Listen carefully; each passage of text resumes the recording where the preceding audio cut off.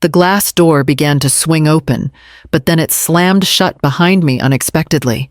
I hadn't even taken a full step outside yet. One moment. My hand was on the handle, ready to leave. The next. A soft but firm click echoed through the quiet restaurant, and the young waitress stood there, her back against the door, her face drained of color. "Please," she said quickly, lowering her voice. "Before you go, promise me you won't faint." I stared at her, confused, my heart giving a small, sharp jolt. I hadn't asked her anything. I hadn't even stepped fully through the door before it slammed behind me.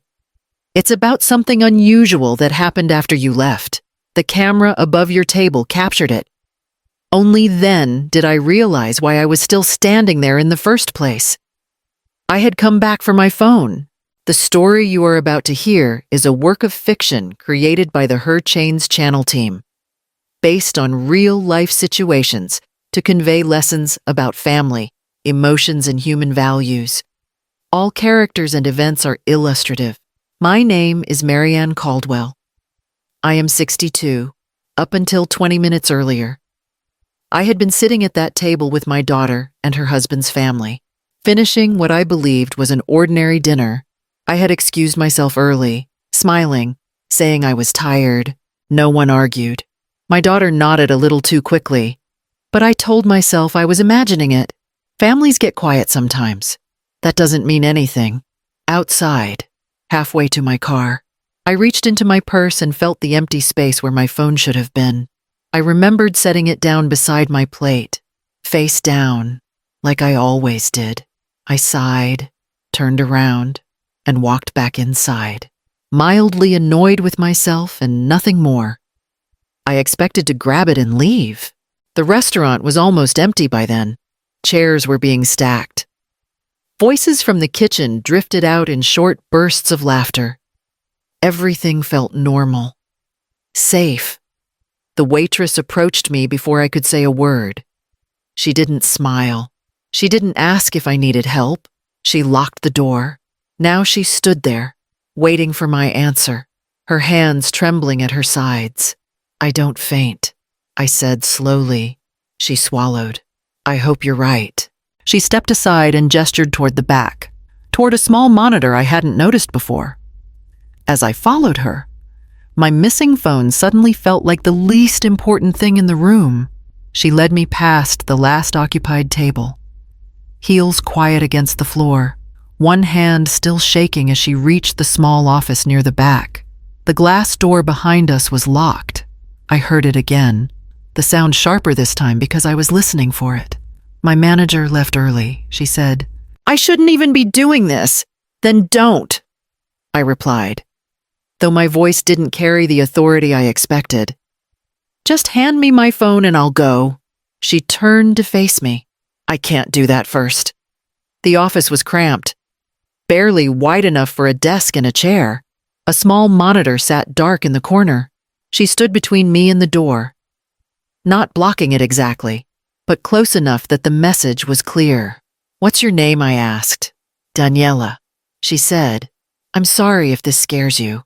I've seen this before." "Seen what?" I asked. She didn't answer right away. Instead, she reached for the mouse and woke the screen. A paused image appeared, grainy but unmistakable. My table, my chair, the place where I'd been sitting less than half an hour ago. The camera above the booth mostly records video. Sound is patchy, but certain words or raised voices come through. I felt my chest tighten. "Why were you watching my table? I wasn't," she said quickly. "Not at first.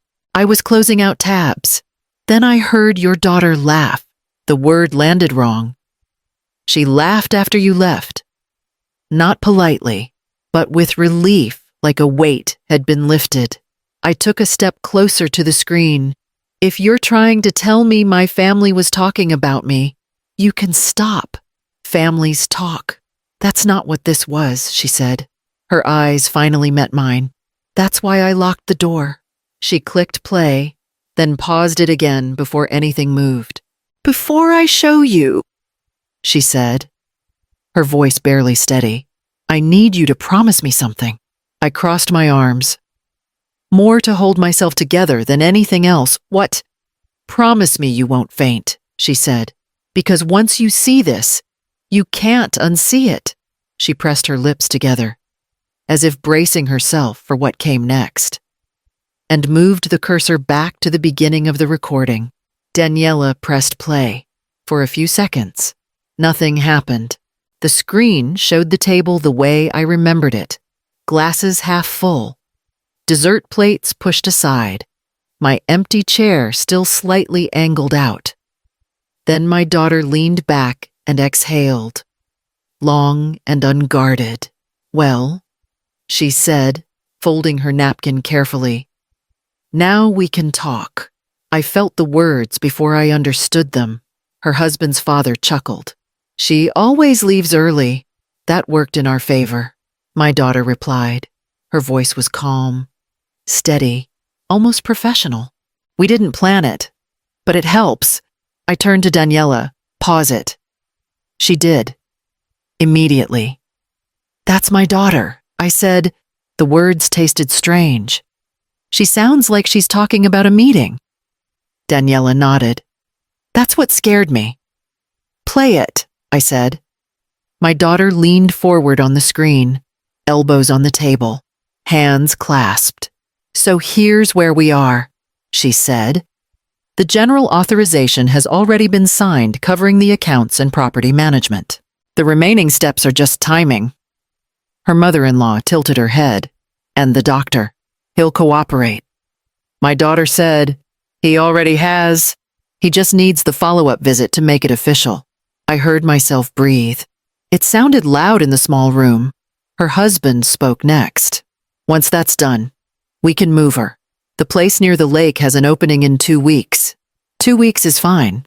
My daughter said, she won't resist the move if it's presented as temporary, just until arrangements are finalized. Daniela stopped the video without asking. I didn't know how else to warn you, she said quietly. I stared at the frozen image of my daughter's face. She looked composed, capable, like the woman I had raised her to be. She's always been organized, I said. She hates loose ends. Daniela swallowed. She said more. I know. I said, play it. The screen moved again. I hate that it has to be this way. My daughter said, softer now. But she won't let go on her own. This is safer for everyone. Her sister-in-law nodded. And the money it's handled, my daughter replied. Most of it already. The rest follows once she's settled. Daniela shut off the monitor. Something inside me split cleanly, not with rage, but with a quiet, irreversible understanding. My daughter hadn't followed someone else's plan. She had brought it with her to the table. Daniela rewound the footage a few seconds and let it play again. My son-in-law's father leaned back in his chair, fingers laced over his stomach.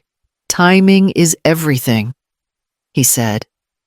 Once the paperwork is finalized, there's very little room for pushback. My daughter nodded. That's why we need to move quickly. His sister, seated beside him, tapped her phone against the table. I already spoke to a physician I know. He specializes in age-related evaluations. He won't question the referral. My hands curled into fists without my permission, and the facility my daughter asked. My mother-in-law's voice came next. Smooth and reassuring. It's temporary, just until she adjusts. Places like that always start as temporary. Temporary can stretch if circumstances demand. My son-in-law said, half joking, only if it has to. His mother replied, once she's settled, things get easier for the family, not just us. My daughter added. Daniela stopped the video again. Her face had gone pale. They weren't guessing. She said they were checking off steps. I watched the frozen image of them at the table. My place still empty, my glass untouched. They weren't arguing. They weren't improvising. Each of them spoke like they'd rehearsed their part. They've done this before, I said, more to myself than to her. Daniela nodded slowly. That was my thought, too. I felt a pressure behind my eyes. Not tears. Not yet. Just the weight of something solid and deliberate pressing down. This wasn't panic. It wasn't greed spoken in a moment of weakness. It was a plan, shared comfortably over dessert, carried out by the family my daughter had chosen. Daniela let the video continue. My daughter's voice softened, the way it used to when she was asking for something she already knew I would give her. I don't want this to sound cruel, she said. I really don't. But we've all seen how tired she's been lately. My son-in-law shifted in his chair. She's still sharp. For now, my daughter replied quickly. That's exactly the point. We do this while she can still adjust. His mother leaned in. Change is easier before people start resisting it. My daughter nodded. That's what I've been saying. This isn't about taking anything away. It's about keeping her safe. Safe. The word landed with practiced ease. She forgets things. My daughter continued. She works too much. She refuses help. This way. She won't have to worry about bills or paperwork or decisions she shouldn't be making anymore. Her sister-in-law glanced at her. And the financial side. My daughter hesitated. Just long enough to seem reluctant. You know we wouldn't be having this conversation if we weren't under pressure. Her husband exhaled. My parents can't cover everything anymore. The business loan didn't go through. We're stretched thin. So this solves multiple problems. His father said. My daughter winced, as if the words hurt her. Don't say it like that, but it does. He replied. It gives everyone breathing room. I hate that you're all acting like I'm some villain. My daughter said, her voice tightening. I'm the one who calls her every day. I'm the one who worries. I'm the one who stays up at night thinking about what happens if she falls or gets sick and no one's there. Her mother-in-law reached across the table and squeezed her hand. You're being practical. That's not cruel. I just want her to rest. My daughter said, she's done enough. She deserves that. Daniela paused the video again. That part, she said quietly. That's when I knew. I didn't answer. I was watching my daughter's frozen face on the screen. She looked exactly the way she did when she was younger and tried to convince me she didn't need help with her homework while quietly pushing the book closer to me. I raised her to speak confidently. I said, to explain her reasons. To stand her ground. Daniela nodded. She believes what she's saying. I know, I replied. That's what makes it work. I understood then that this wasn't an act of impulse or malice. It was something far more dangerous. It was love, reshaped into authority, and handed to me as a kindness I never asked for. Even without the video, I could trace how this situation had been built over the years. I could trace it back through my own hands. When her father died, I worked longer hours than I should have. I told myself it was temporary. I told her it was for both of us. Some nights, I came home after she was already asleep. Some mornings, I left before she woke up. I carried that guilt quietly for years. You don't have to do everything alone. Mom, she'd say later. Once she was grown, let me help. At first, it was small things. I'll sort your mail. I'll organize the files. I'll make the calls you keep putting off. When I hesitated, she smiled. You trust me, don't you? I raised you. I told her. Of course I do. The paperwork came next. Limited forms. She said, nothing permanent. Just to make things easier if she ever needed to speak for me while I was traveling or busy. She slid the pages across the table. Already marked where I needed to sign. It's routine, she said. These limited forms are standard for anyone in my position, meant only for convenience. I skimmed the words. I recognized most of them. Authority to communicate, authority to manage. Nothing about ownership. Nothing about decisions I couldn't reverse. Do you want me to explain it? She asked. I believe you, I said. And signed. Later, when I mentioned it to a friend, she frowned. I'd read everything twice. She warned. My daughter wouldn't take advantage of me. I replied without hesitation. In the office behind the restaurant, that certainty finally cracked. Daniela watched me carefully. You didn't do anything wrong, she said. I know, I answered, surprised to find that I meant it. I did what mothers do. I trusted the person I raised. Trust had felt like love in action, like proof that the years I'd spent working late hadn't broken us. But listening to my daughter speak on that screen, calm and prepared, I saw how easily trust could be turned into access, not taken by force, not demanded, handed over willingly, one signature at a time. I drove home without turning on the radio. My phone sat heavy in my purse, untouched. By the time I reached my house, the shock had settled into something sharper. I went straight to the study. The first thing I opened was my email. I searched my daughter's name, then her husband's. Then words I never thought I'd type together with my own. Care, evaluation, placement. There it was. A message from a facility just outside Madison, written politely, professionally. We look forward to welcoming Marianne Caldwell. My throat tightened when I saw my name typed so neatly. Like a reservation, I clicked the attachment. A brochure. Smiling staff. Phrases like assisted living transition and personalized support. At the bottom, a line that made my hands shake. Anticipated intake 2 weeks from today. I stood up too fast and had to grab the edge of the desk. No, I said aloud, though no one was there to hear it. I opened my files next. The drawer stuck, as if it had something to confess.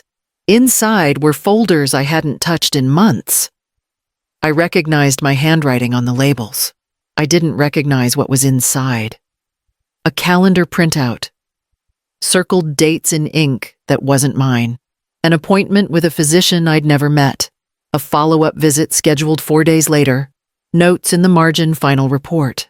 This can't be right, I whispered. I checked my sent messages. There were replies I didn't remember writing. Short confirmations. Polite acknowledgments. My signature at the bottom of each one. I sat down slowly. She hadn't been planning this. She'd been executing it. The plan wasn't waiting for my agreement. It had moved past that. People had been contacted. Forms had been submitted. Time slots had been reserved. My life had been shifted into a different lane without asking me to steer. My phone vibrated. A text from my daughter. Just checking in. Did you get home safe? I stared at the screen. The words suddenly stripped of warmth. I imagined her typing them, already knowing what was set in motion, already counting the days. I typed back, yes, I'm home, just tired. The lie came easily. It had been practiced on me long before I ever used it myself. I locked my phone and looked at the calendar again. 2 weeks wasn't a warning. It was a deadline. Daniela didn't sit down. Didn't. She leaned against the counter, arms folded tight, like she was holding herself in place. I shouldn't have shown you, she said. If they find out, I could lose my job. Then why did you? I asked. She hesitated, then exhaled slowly. Because I've heard those words before. I waited. My mother, she said, they told her it was temporary too. The room went quiet. Marianne's mother had still been driving, still paying her own bills at that time. Her son said it was just until things settled down. Daniela shook her head. They said it would be easier for everyone. And was it, I asked? For them, she said. For her, it was the end. Her voice didn't rise, it didn't crack. That scared me more than tears would have. They moved her in, limited her calls, told her she was confused when she complained. Daniela continued. By the time anyone listened, it was already done. I felt something shift in my chest. How long? 3 years. Her autonomy was heavily limited by the system, and she spent much of that time feeling trapped. Still asking when she was going home. I swallowed. I'm sorry. She nodded once. When I heard your family laughing after you left, I knew the sound. Relief. That's when I checked the camera. You don't owe me anything. I said. I know, she replied. I'm not trying to save you. I just needed you to see it while you still could. She stepped aside and unlocked the door. Whatever you do next, she said quietly, do it before they tell you it's too late. I walked past her, carrying the weight of her warning with me, and knowing I wouldn't be walking away unprepared again. I didn't call my daughter. I called my attorney. Martin Whitaker had handled my affairs in Madison for more than 20 years. When I said my name, he didn't ask why. He just said, come in, said. I sat across from him and placed the documents on his desk. He read without interrupting, his jaw tightening with every page. You signed these under limited authority, he said finally. They stretched it. Can you undo it, I asked. Yes, he said, quietly. But once we do, they'll know. Not yet, I replied. I need time, he nodded. Then we revoke permissions first. Immediately. Accounts, access, representation, and the facility, I asked. He looked up. We stop it before intake. No one moved you anywhere without your consent. Good, I said. My hands were steady now. Do it today. When I stood to leave, he added, you don't have to face them alone, Mommy. I'm not facing them, I said. I'm managing this. That night, my daughter called. Dinner this weekend, she asked lightly. Just us and his parents. Like before. I heard the confidence in her voice. The assumption. That sounds nice. I said, I'll be there. After I hung up, I sat in the quiet of my house and let the stillness settle. I wasn't angry. I wasn't panicked. I had my footing again. And for the first time since I'd forgotten my phone on that table, the next move was mine. They arrived smiling, relaxed. Already seated when I reached the table, my daughter stood first. You look good, Mom, she said. I was worried you'd be tired. I'm fine, I said, and sat down. The menus stayed closed. She leaned forward, lowering her voice. I heard from the facility. They said there was a delay. There won't be an intake, I said. Her smile tightened. You're upset. I get that. But we did this for your own good. I'm not here to argue intentions. I replied. Her husband cleared his throat. Let's be reasonable. I am. I said. That's why I brought this. I slid the folder across the table. She opened it. Her face changed. You revoked everything this morning, I said. Access, authority, representation. Her mother-in-law frowned. You can't just, I said, and I did. My daughter's voice shook. You didn't even talk to me. I listened. I said, at the restaurant, on the recording. Silence pressed in. She looked down, then back at me. I was trying to protect you. I'm protecting myself now. It doesn't erase your place as my daughter, but it limits what you can control in my affairs. She swallowed. So that's it, I stood. For now. As I walked toward the door, I felt lighter than I had in weeks. Not because it hurt less, but because it was clear. Before you go, if this story meant something to you, take a moment to like the video, leave a comment, or subscribe. It helps these stories reach the people who need them. Here's what I learned. Love doesn't require surrender. Care doesn't demand silence. Boundaries aren't punishment, they're protection. I didn't take revenge. I took responsibility. I stepped outside alone, with my name intact and my choices returned to me.